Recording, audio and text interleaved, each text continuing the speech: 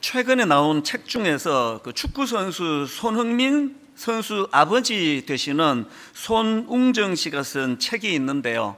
이 책 제목이 모든 것은 기본에서 시작한다, 이런 제목의 책입니다.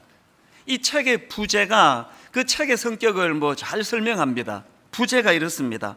실력도 기술도 사람 됨됨이도 기본을 지키는 손웅정의 삶의 철학, 이렇게 되어 있는데요.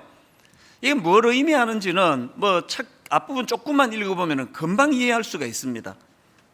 그 책에 나오는 그 몇 구절을 좀 제가 인용해 드리려고 하는데요. 이런 내용입니다. 어릴 때부터 아이들에게 강조하는 몇 가지가 있다. 겸손하라.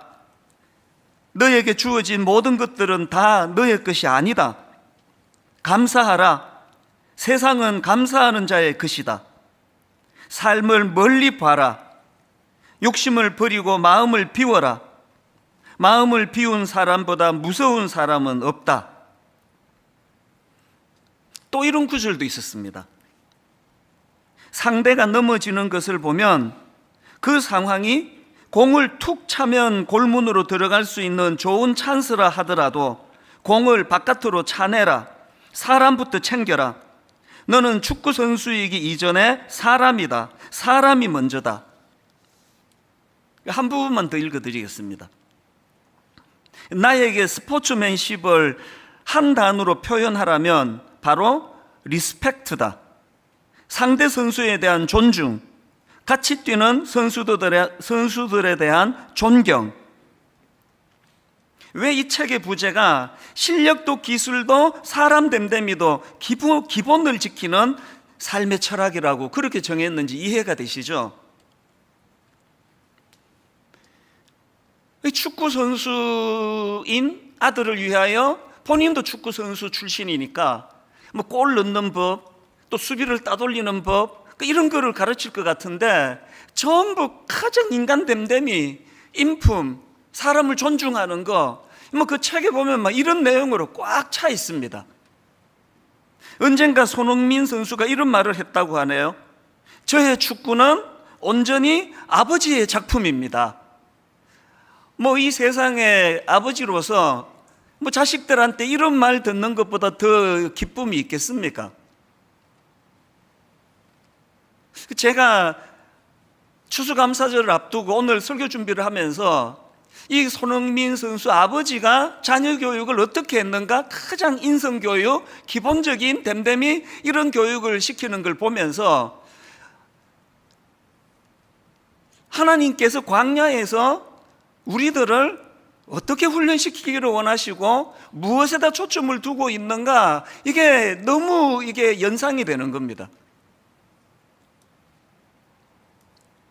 홍해를 건넌 이스라엘 백성들에게 하나님께서 원하셨던 교육이 딱 이 손흥민 아버지의 생각하고 너무 똑같으신 거 아닙니까?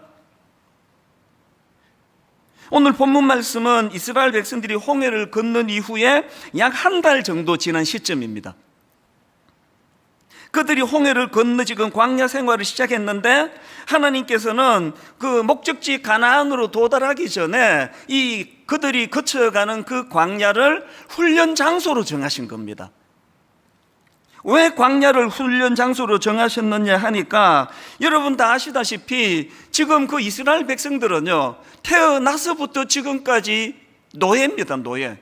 나 보니까 윗대 그 윗대 전부 노예로 살았던 그 내력을 가지고 있거든요. 그러다가 보니까 지금 그들은요, 몸은 애굽의 압제로부터 벗어나 홍해를 건넜지만 그들이 머리부터 발끝까지 이 노예 근성으로 꽉 차 있는 겁니다. 주도적인 삶이 뭔지를 전혀 모르고 상황과 환경에 늘 매여 살고, 하나님께서는 목적지로 한 가나안에 도달하기 전에 이 이스라엘 백성들이 하나님의 자녀다운 그런 주도적인 삶을 살고 인격적으로 성숙해지고 이런 훈련 장소로 그 광야를 택하신 겁니다. 그런데 하나님께서 훈련하시는 초점을 보면은요, 이제 가나안 정복 전쟁을 위한 준비, 무기 쓰는 법 하나도 없습니다. 하나님의 훈련은요, 딱 두 가지예요. 어떤 상황에서도 전적으로 하나님만을 의지하는 훈련, 또 그런가 하면은 하나님 백성다운 인격 훈련, 겸손 훈련, 자족하는 훈련, 전부 다 이런 훈련입니다. 여러분, 제가 왜 손흥민 선수 아버지의 교육이 이 하나님의 말씀을 묵상하다가 그 책이 떠올랐는지 이해가 되시죠? 이런 차원으로 오늘 본문을 제가 묵상하다가 보니까요, 이스라엘 백성들이 홍해를 건너고 나서 제일 먼저 한 게 뭐냐 하니까요, 원망과 불평입니다. 출애굽기 15장 22절부터 보십시오. 모세가 홍해에서 이스라엘을 인도하며 그들이 나와서 수르 광야로 들어가서 거기서 사흘 길을 걸었으나 물을 얻지 못하고 마라에 이르렀더니 그곳 물이 써서 마시지 못하겠으므로 그 이름을 마라라 하였더라. 그랬더니 24절, 백성이 모세에게 원망하여 이르되 우리가 무엇을 마실까 하며, 이게 왜 이 어이없는 그 장면인가 하면은요, 바로 앞구절에 보면은 이제 홍해를 건너는 과정에서 그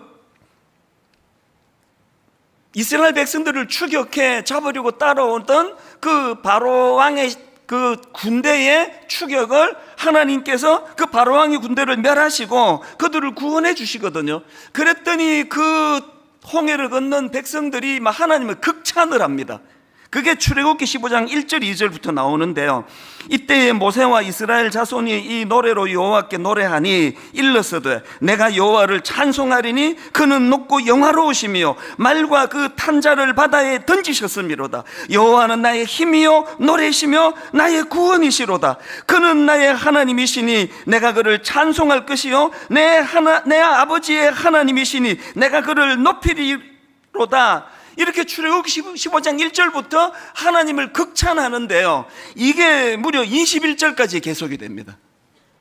계속 그렇게 하나님을 극찬하던 그들이 마라의 썸물에서 그 마실 물이 없는 그 상황에 딱 직면하니까 태도가 100% 돌변하는 겁니다. 완전히 태도가 바뀌어가지고 하나님을 원망하는 이런 태도를 보여주는 거, 이게 바로 노예근성이거든요.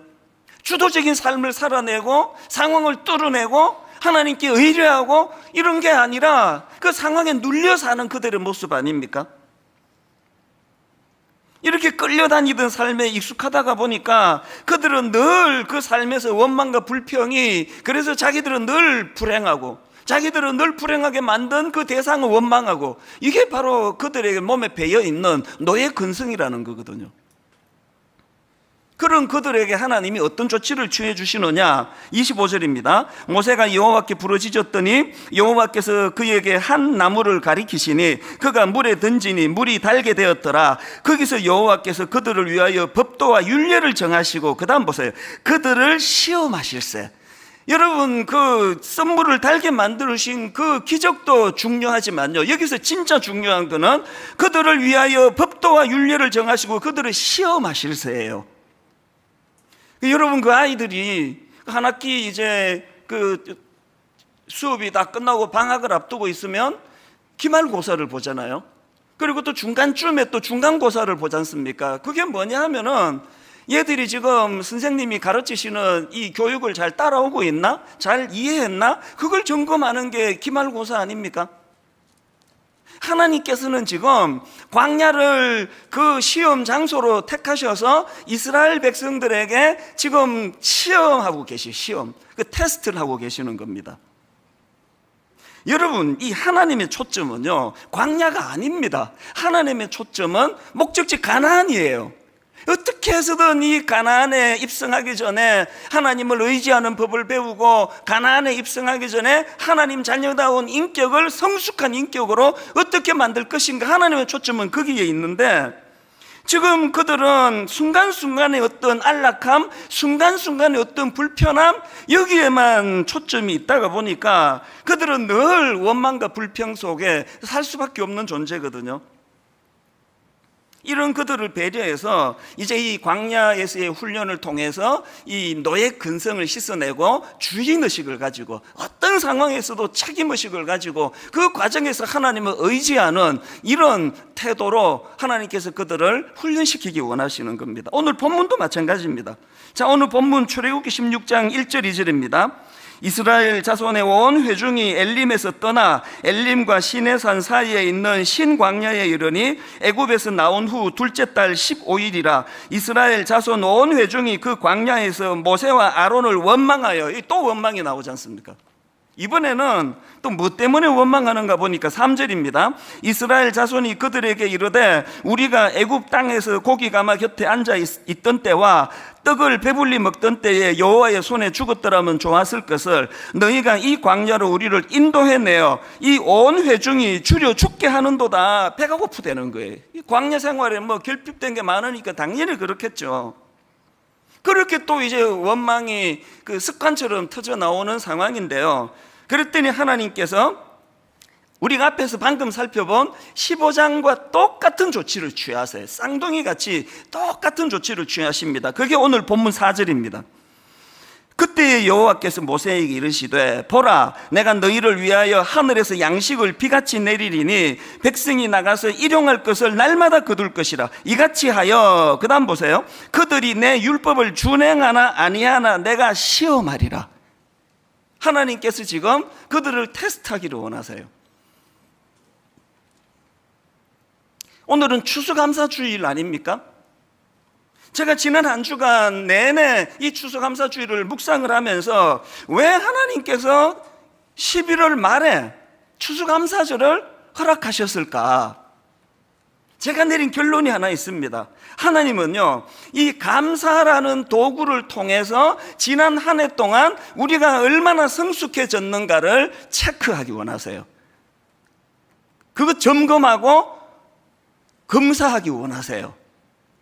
여러분, 지난 2주 우리가 추수감사절 캠페인 감사 챌린지를 가지고 2주를 보냈는데요. 어떤 분들에게는 이 코로나19 와중에 감사할 게 아무리 생각 안 떠올라져요.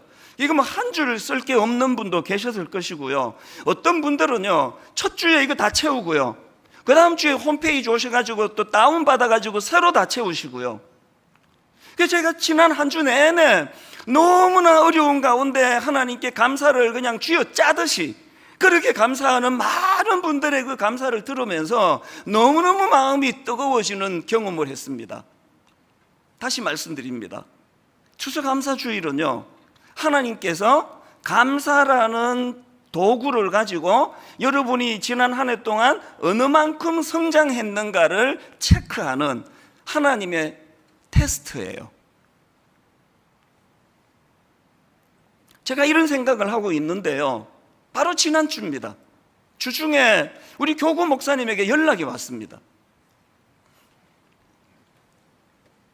분당 우리 교회에 지금 그 시한부 판정을 받고 항암 치료를 하고 계시는 성도님이 계시는데 자기 교구에 그런 분이 계시대요. 이분이 그동안 항암 치료를 무려 33번이나 받았대요. 여러분, 항암 치료 한번 받아보시면 알 거예요. 이거 거의 죽음입니다. 죽음. 이걸 33번이나 받으면서 눈물나게 그렇게 투병 생활을 하고 계시는데 그동안 정말 기적적으로 잘 견뎌오신 분이에요. 그랬는데 너무 마음이 아프게도요, 최근에 건강이 급격히 나빠지셔가지고 급기야 병원으로부터 너무너무 가슴 아픈 그런 선고를 받으셨답니다. 이제 앞으로 한 2-3개월 정도밖에 남지 않은 것 같다고. 그리고 고통이 얼마나 극심한지 극약 처방하듯이 그렇게 지금 주사를 맞으면서 그 고통을 버티고 계신다는 겁니다. 그래서 이제 강원도 평창에 그 고향이라고 하네요. 그 평창으로 가서 지금 그렇게 투병생활 극심한 고통을 견디고 있는데 왜 교구 목사님이 연락이 왔냐 하면 이분이 이제 꼭 이찬수 목사님하고 통화를 하고 싶다고. 그 지난주에 제가 전화를 드렸죠. 보통 이제 이렇게 어려움 중에 있는 분들 통화하고 싶은 건 딱 한 가지 아닙니까? 기도해 달라는 거. 그 제가 전화를 그분께 전화 드렸다가 근데 그 충격을 내가 잊을 수가 없습니다. 그것 때문에 물론 기도 원하셨겠죠. 그런데 근본적으로 저와 통화하고 싶었던 포인트는 그게 아니었어요. 뭐라고 말씀하시는가 하니까, 목사님, 내가 이 땅에서 마지막으로 정말 내가 목사님하고 꼭 통화하고 싶었습니다. 꼭 드리고 싶은 말씀이 있었습니다. 제가 분당 우리 교회에 와서 목사님을 통해 하나님의 말씀을 설교 듣고 그 과정에서 얻었던 은혜가 너무나 크기 때문에 내가 이걸 목사님께 꼭 전해드리고 싶었습니다. 제가 지금 알기로 막 극심한 진통으로 그런 막 엄청난 진통제를 맞으며 그렇게 고통을 버티는 것으로 제가 그렇게 알고 있었는데요, 목소리가 너무 평온한 겁니다. 목소리가 너무 덤덤해요. 제가 이분과 그 전화 통화를 하고 끊고 난 그 다음부터 오늘 이 순간, 이 시간까지 그 통화가 제 마음에서 쟁쟁거리는 것 같아요. 설교는 제가 하고 담임 목사는 저지만요, 오늘 여기 수많은 정말 이 하나님의 광야에서의 테스트를 눈물로 이겨내고 계시고 눈물로 견뎌내시고 계셔서 여러분 이제 이 땅에서의 삶이 얼마 남지 않았다는 그 상황이 저는 뭐 한 번도 그 길을 안 가봐서 모르겠습니다. 어떻게 이렇게 덤덤할 수 있을지 아시거든. 이분은 하나님의 초점은 이 땅에 있지 않다는 걸요. 하나님의 초점은 영원하신 하나님 나라에 있습니다.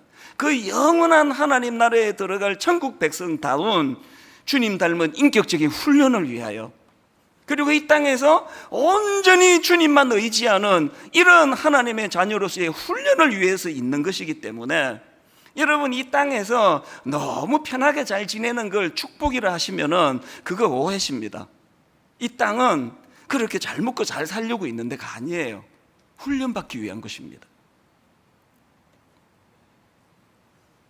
저는 그 성도님과 통화를 하고 마음에 너무 충동이 오는 거예요. 내가 이분 강원도 평창으로 정말 내가 가서 이분 정말 만나보고 싶다, 기도도 해드리고 싶지만요, 너무나 대화를 하고 싶은 거예요. 오늘 이처럼 극단적인 고통에 빠져 있는 경우가 아니라 하더라도 여러분 코로나19로 크고 작은 인내를 필요로 하는 너무나 극심한 고통이 계속되는 그런 상황에서도 얼마나 많은 성도님들이 그것을 뛰어넘는 감사를 하나님께 드리고 인내하며 그렇게 이 훈련을 견디는 수많은 분들이 계시다는 것, 오늘 예배하는 모든 성도님들에게 우리 성령님께서 그 마음을 어루만져 주시기를 원합니다. 잘하고 있다, 어떻게 그렇게 훌륭하게 성장하고 있느냐. 여러분 우리 남은 이 한 주 감사 챌린지로 또다시 한번 도전하시기를 원합니다. 그리고 한 가지 더 도전을 드리는데요, 저는 이제 내일부터 이 한 달 동안을 이제 성탄을 기다리는 사람들, 이런 타이틀로 분당 우리 교회 모든 성도님들이 이 한 달을 예수님 생각에 몰입하는 한 달을 선포하기를 원합니다. 제가 미국에서 이민 생활할 때 보니까요, 미국은 11월 넷째 주 목요일이 공휴일이에요. 공식적으로 추수감사절로 나라가 공휴일을 정했습니다. 너무 부러워요. 그래서 이제 그날 아는 분들 초대하고 또 요리를 하고, 그래서 이제 참 기쁨으로 감사를 나누는 그런 너무나 아름다운 모습을 제가 보았고요. 그리고 또 더 부러운 게 뭔지 아세요? 그렇게 이제 추수감사절 11월 넷째 주 목요일 추수감사절이 끝나면 바로 그 다음 날부터 크리스마스 시즌이 시작이 되더라고요. 그래서 이제 뭐 크리스마스 세일 광고도 나가고 완전히 분위기가 크리스마스로 바뀌어요. 물론 이거 상술 때문에 요즘 그렇게 변질됐긴 했지만, 그래서 제가 그거를 보면서 그렇게 선포하기를 원한 겁니다. 우리도 오늘 추수감사절 지난 한 해 동안 하나님께 아버지 이 테스트를 통해 내가 이만큼 성장하고 이만큼 성숙한 거 하나님께 보여드리기를 원합니다. 그리고 내일부터 성탄을 기다리는 사람들이 되자는 거예요. 내일부터 어떤 상술에 의해서가 아니라 내 사모하는 주님, 오늘 이 땅에 주님 오신 12월 25일,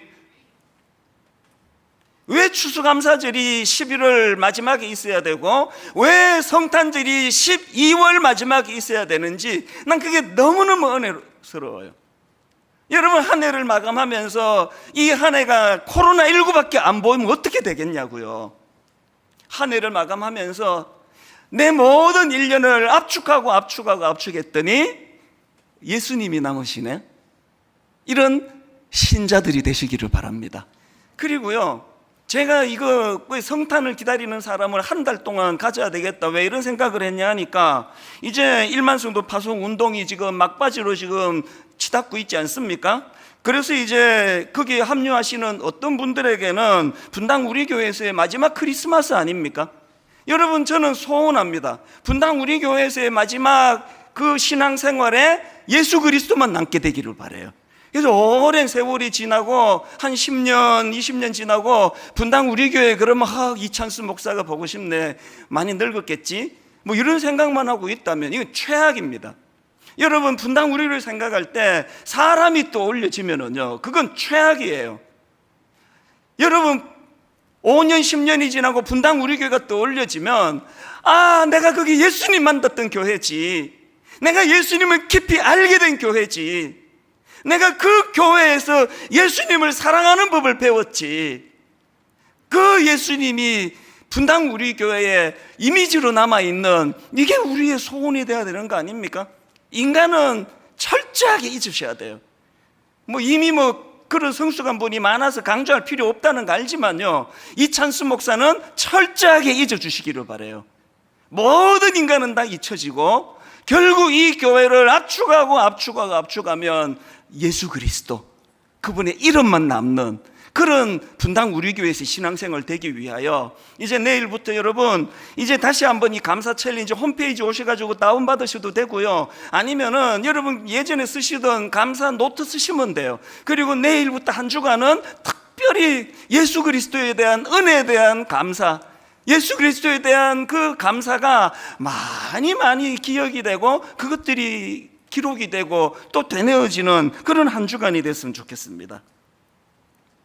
이런 마음의 소원을 가지고 우리도 이 나그네 인생길 광야 속을 지금 걸어가고 있는데, 이게 하나님의 테스트라면, 이게 하나님의 테스트에 우리가 어떻게 참 합격, 많이 성장했어, 이 평가를 들을 수 있을까? 이걸 위해서요, 우리가 점검해야 될 한 4가지 정도 그 잣대를 제가 오늘 좀 말씀을 드리려고 합니다. 본문을 중심으로 여러분, 우리가 하나님의 테스트에 통과하기 위하여 첫째, 뭘 준비해야 되느냐, 뭘 점검해야 되느냐, 근시안적인 삶의 태도를 돌아보셔야 돼요. 우리 자신의 이 근시안적인 삶의 태도, 제가 이 근시안적, 이걸 국어 사전을 찾아보니까 이렇게 풀이합니다. 앞날의 일이나 사물 전체를 보지 못하고 눈앞의 부분적인 현상에만 사로잡히는 것, 이게 근시안적이래요. 이게 지금 딱 이스라엘 백성들의 상황 아닙니까? 하나님은 지금 원대한 꿈을 가지고 하나님 지금 멀리 지금 가나안을 염두에 두고 계시는데, 그 백성들은 그저 코앞에 있는 거, 눈앞에 있는 거, 그래서 맨날 그들은 일희일비, 오전에 기뻤다, 오후에 우울했다. 이게 우리 아닙니까? 이게 왜 그렇다고요? 왜 이렇게 아무것도 아닌 일에 그렇게 온천하를 얻은 것처럼 기뻐했다가 아무것도 아닌 일에 그렇게 우울했다가 왜 그러냐? 이게 영적으로 근시안적인 눈을 가졌기 때문이에요. 최근에 나온 책 중에서 50에 읽는 논어, 이런 책이 있거든요. 저희 또래에게는 참 유익한 책이라 생각해요. 그 책에서 저는요, 문장 하나를 발견했는데요, 임무원려 필유근우, 이게 무슨 뜻이냐? 멀리 생각하지 않으면 늘 가까이에 근심이 있다. 한 번 더 들어보실래요? 멀리 생각하지 않으면 늘 가까이에 근심이 있다. 저는 이 문장 중에서 임무원려 할 때 이 원려라는 이 단어를요, 굉장히 제가 한 주 내내 많이 생각을 하고 주목을 했습니다. 원려, 이게 무슨 뜻인가 하니까 먼 앞길까지 혹은 먼 앞일까지 미리 잘 헤아려 생각함, 이게 원려예요. 자녀 교육에 필요한 게 원려 아닙니까? 온통 그냥 수능 점수만 잘 받으면 인생이 끝나는 것처럼 원려가 없는 자녀 교육 때문에 수많은 아이들이 지금 대학 들어가서 방황하고 있는 거 아닙니까? 원려, 앞 일을 생각하면서 미리 잘 헤아려 생각하는 원려. 그래서 여러분, 광야가 최종 목적지가 아닙니다. 광야는 거쳐 지나가는 곳이에요. 그렇기 때문에 나그네 인생 우리는요, 시편 37편 7절, 여호와 앞에 잠잠하고 참고 기다리라. 여호와 앞에 잠잠하고 참고 기다리라. 자기 길이 형통하며 악한 꾀를 이루는 자 때문에 불평하지 말지어다. 왜 그렇습니까? 이 땅이 목적지가 아니라니까요. 그런가 하면 두 번째로 점검해야 될 잣대가 있는데요, 과거에 매여 사는 삶의 태도, 이걸 점검하셔야 됩니다. 내가 이런 사람 아닌가? 지금 이스라엘 백성들이 하나님을 원망하면서 3절에서 뭐라고 얘기하느냐 보니까요, 이스라엘 자손이 그들에게 이르되 우리가 애굽 땅에서 고기 가마 곁에 앉아 있던 때와 떡을 배불리 먹던 때에 여호와의 손에 죽었더라면 좋았을 것을. 이게 누가 들으면요, 애굽의 왕족인 줄 알아요. 아니, 이 사람들이 언제 애굽 땅에서 고기 가마 곁에서 그렇게 배불리 먹고 그런 삶을 언제 살았냐고요.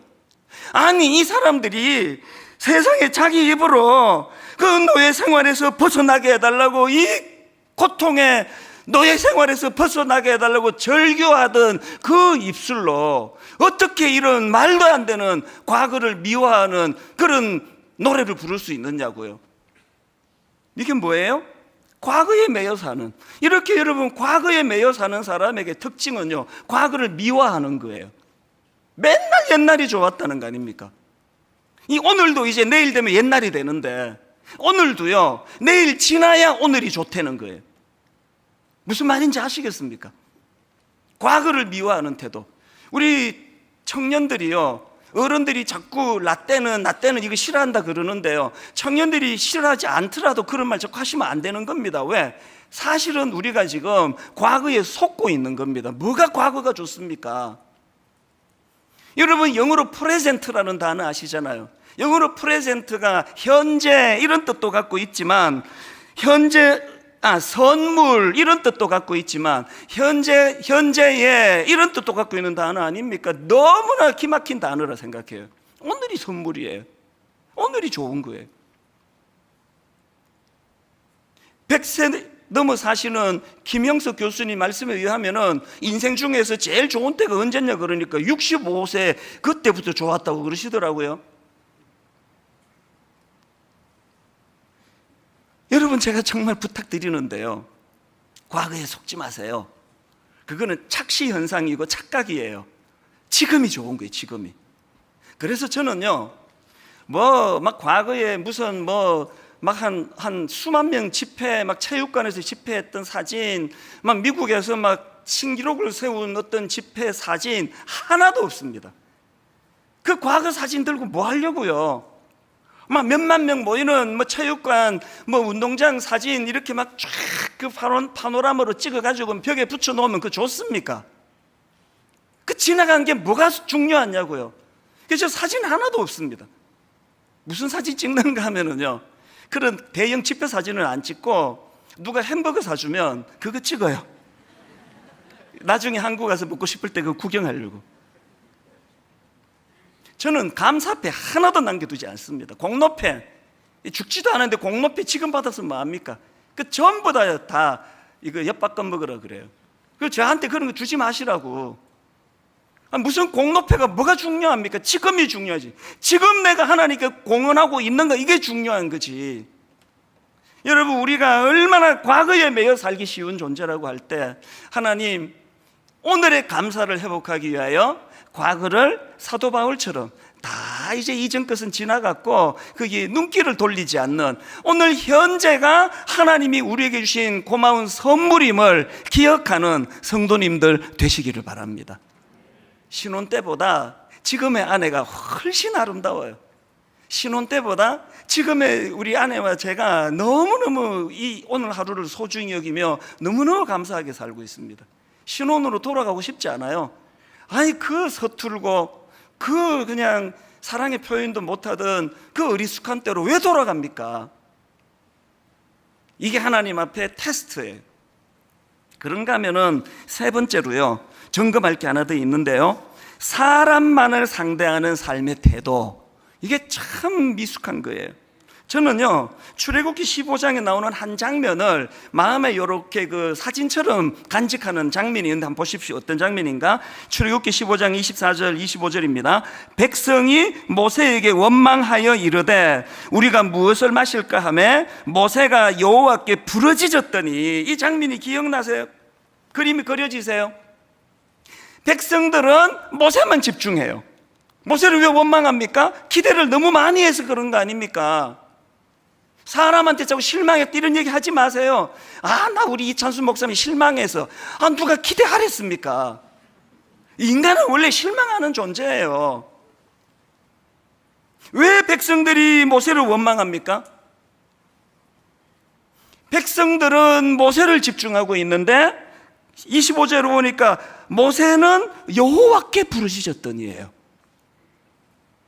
이 시선의 차이를 아시겠습니까? 그랬더니요, 하나님이 그들을 어떻게 대하시는가 보십시오. 오늘 본문 2절에서 이스라엘 자손 온 회중이 그 광야에서 모세와 아론을 원망하여, 그랬더니 하나님이요, 그 백성을 상대하지 않고 하나님을 집중하는 모세를 상대하십니다. 본문 4절, 그때에 여호와께서 모세에게 이르시되, 이거 놓치시면 안 됩니다. 하나님이 집중받고 싶으세요? 여러분도 하나님을 집중하세요. 왜 이찬수 목사가 잊혀져야 되는지 아십니까? 저는 여러분 앞만저 기억해도 해줄 게 아무것도 없습니다. 여러분 하나님을 기억하시면 하나님 여러분을 기억하십니다. 여러분 하나님께 눈물로 기도하면 하나님은 그 눈물의 기도를 집중하세요. 여러분의 시선은 어디를 향해 있는지 점검하셔야 됩니다. 마지막 네 번째로, 이웃을 배려하는 삶의 태도. 이것이 하나님의 시험 범위 안에 굉장히 중요한 포인트예요. 16절에서 저는요, 하나님의 지침 두 가지를, 정말 인생의 지침 두 가지를 발견하는데요. 보십시오. 첫 번째가 이겁니다. 여호와께서 이같이 명령하시기를 너희 각 사람은 먹을 만큼만 이것을 거둘지니. 하나님의 굉장히 중요한 지침이에요. 그래서 욕심내는 거 그 이튿날까지 다 먹지 못하도록 조치를 취하세요. 탐욕을 버려야 된다. 탐심을 없애야 된다.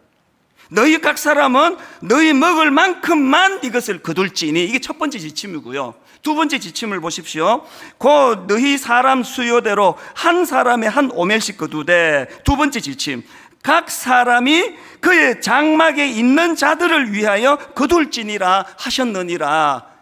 무슨 사연인지는 몰라도요, 뭐 장애를 가져서 그러신 건지, 너무 연세가 고령이셔서 그러신 건지, 너무 어려서 그런 건지, 이 놀라운 하나님의 만나를 거두러 나가지 못하는 사람들, 여전히 장막에 머물 수밖에 없는 그 사람들을 위하여 그들 것들도 너희들이 준비하라는 겁니다. 우리가 지금 놓치고 있는 거 뭔지 아시겠습니까? 저는요, 이 하나님의 지침을 묵상을 하는데 예전에 읽었던 책 제목 하나가 떠오르는 겁니다. 혼자만 잘 살면 무슨 재민겨. 이게 주님이 주시는 말씀 같아요. 이 책 내용은 하나도 기억이 안 나는데 종종 제 마음에서 쟁쟁쟁쟁 울려요. 혼자만 잘 살면 무슨 재민겨. 여러분, 우리가 이렇게 지원받은 존재예요. 이때 창피한 얘기인데요, 나이가 이렇게 들어도 이 과자가 그렇게 맛있어요. 저는 이 담배를 안 피워서 그런지 술을 안 마셔서 그런지 단 게 그렇게 좋아. 그래서 애들하고 내가 좋아하는 거 이것들이 또 다 나 닮아요. 내 좋아하는 거 저들이 다 좋아해요. 나 먹으려고 사놓고 보면 다 없어져요. 그래서 이걸 숨겨놓고 먹을 때가 있습니다.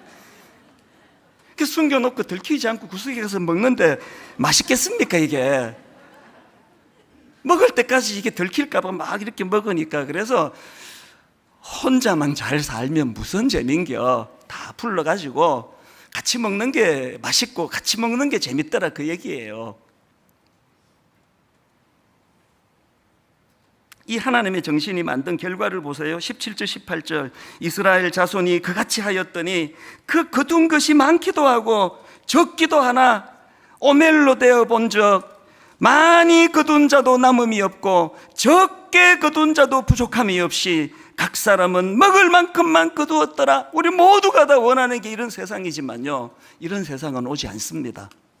어떤 경우라도 이 땅에서는 이런 세상 오지 않습니다. 오직 희망이 있다면 교회에서만 이런 역사가 일어날 줄 믿습니다. 계속 강조하잖아요. 하나님 복 주시면 누리세요. 마음껏 누리세요. 누리고 또 누리세요. 그렇게 하고도 남는 거는 지금 무슨 사연인지 장막에서 나오지 못하는 연약한 자들 몫입니다. 여러분 거 아니에요. 왜 오늘 우리가 추수감사주의 헌금을 가평 우리 마을을 위해서 사용합니까? 왜 여러분 우리가 지난 한 주 동안 정성껏 과일을 준비하고, 그리고 비대면으로 오시는 분들은 홈페이지에 들어가셔서 우리가 한 몇만 원 되는 과일 바구니를 그렇게 하나님 앞에 드립니까? 그래서 그 과일 바구니를 지난 한 해 동안 유난히 아팠던 분, 유난히 힘들었던 분들, 경제적으로 과일 하나 사 드실 수 없는 분들에게 이 과일이 전달되기를 원하십니까? 하나님의 이 원리 때문이에요. 너를 위해서는 1인분만 가져가고, 그리고 연약하고 오늘도 이 하나님의 만나를 누릴 수 없는 많은 사람들을 네가 대신해서 좀 거두어 주지 않겠니? 결론을 저는 이렇게 맺기 원합니다. 신명기 8장 16절, 내 조상들도 알지 못하던 만나를 광야에서 내게 먹이셨나니 이는 다 너를 낮추시며, 잘 들어보세요, 이는 다 너를 낮추시며 너를 시험하사 마침내 너에게 복을 주려 하심이었더라. 여러분, 광야에서 테스트하시는 하나님의 이 마침내 너에게 복을 주려 하심이었느니라, 이 하나님의 마음을 좀 헤아리셔서 성숙을 향하여 하나님의 시험, 하나님의 테스트에 하나님 작년이만 때보다 부족하지만 이만큼 성장했습니다. 이만큼 감사가 늘어났고 불평이 줄어들었습니다. 그렇게 고백해내는 믿음의 성도님들 되시기를 주님 이름으로 축복합니다. 기도하시겠습니다. 하나님 아버지, 추수감사절이 감사를 매개로 한 우리 성장을 점검해 보시는 하나님의 테스트라는 사실을 깨우쳐 주시니 감사합니다. 원망과 불평이 영적인 노예 근성으로 말미암아 주도적인 삶을 살 수 없던 우리의 삶이 이 하나님의 테스트를 통하여 점점 더 성숙해지고 성장해가며 그저 내 먹을 것만 하루치밖에는 어차피 썩어서 먹지도 못할 건데 욕심을 부리던 우리의 이 탐욕이 오늘도 이런저런 아픔을 가지고 장막 안에서 하나님의 만나를 누리지 못하는 사람 몫을 챙길 줄 아는 이런 성숙한 자리로 우리를 인도하여 주시옵소서. 하나님, 오늘 추수감사주의 헌금을 가평 우리 마을을 위하여 쓰기를 원합니다. 정말 그곳이 장막에서 하나님의 만나를 누리지 못하는 마음이 무너져 있는, 하나님 그곳에서 눈물 짓고 있는 연약한 자들의 치유의 동산이 되게 하여 주시옵소서. 주님께 드리고 싶어도 드릴 수 없는 성도님들의 눈물을 닦아주시고, 이미 너는 풍성히 내게 헌신하며 바쳤노라고 그렇게 위로해 주시는 예배가 되게 하여 주시옵소서. 감사드리옵고 예수님 이름으로 기도드립니다. 아멘.